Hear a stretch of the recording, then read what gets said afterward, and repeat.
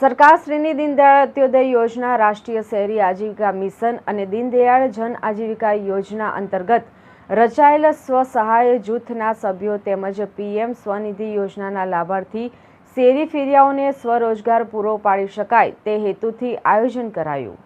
મહિલાઓને આત્મનિર્ભર બનાવવા માટે સૌથી વધારે સ્ટોલ લગાવવામાં આવ્યા છે। સુરતના નગરપાલિકાના કમિશનર તેમજ મેયરના હસ્તેથી ઉદ્ઘાટન કરાયું હતું। વિવિધ યોજનાઓ અંતર્ગત રાજ્યકક્ષા નેતૃત્વમાં મેળાનું આયોજન કરાયું હતું। સુરતના અડાજણ વિસ્તારમાં 7 દિવસ સુધી મેળાને ખુલ્લો મુકાયો।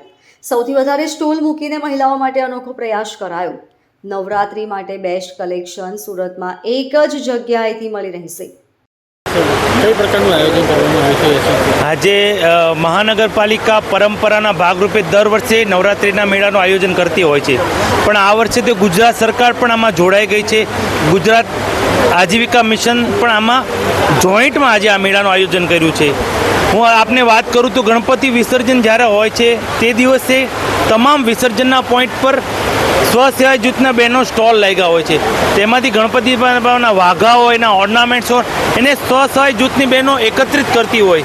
એકત્રિત કરીને જ્યારે નવરાત્રિના મેળામાં આવે તેનેમાંથી વેસ્ટમાંથી બેસ્ટ બનાવી અને પોતે આર્થિક રીતે મજબૂત થતી હોય છે। હું તમામ સુરતીઓને આજે 101 જેટલા મેળાનું અહીંયા આયોજન કર્યું છે।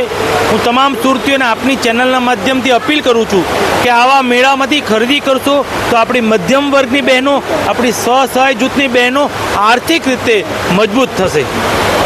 અહીંયા નવરાત્રિ મેળાનો સ્ટોલ લાગે છે, જે અમને એસએમસી દ્વારા આપવામાં આવે છે, પણ આ વખતે અમને ગુજરાત લેવલ તરફથી આપવામાં આવે છે। એટલે એની પહેલાં અમને દર એરિયા પ્રમાણે અપાતું હતું, પણ આ વખતે અમારે પ્રાઇમ માર્કેટ લોકેશન પર જે રીતે વેચાણ થાય છે એ રીતે અહીંયા આપવામાં આવ્યો છે।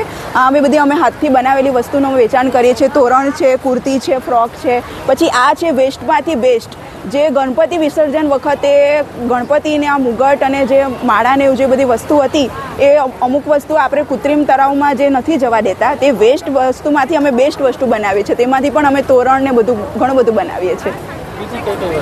બીજું છે આ નાના છોકરાના કેડિયા, ચણિયા ચોરી છે, તોરણ છે, એવું બધું અલગ અલગ પ્રકારની વસ્તુ છે। આવા હેંગિંગ છે અમારી પાસે। આનાથી મહિલાઓને રોજગારી મળે છે, તે પોતાના પગ પર ઊભી થાય છે, અને બીજું કે એના પરિવારના ભરણ પોષણમાં પણ એને સારો એવો સપોર્ટ મળે છે। આજના મોંઘવારીના જમાનામાં એક જણાને કમાવવું બહુ અઘરું છે। Bureau report LK star news Surat.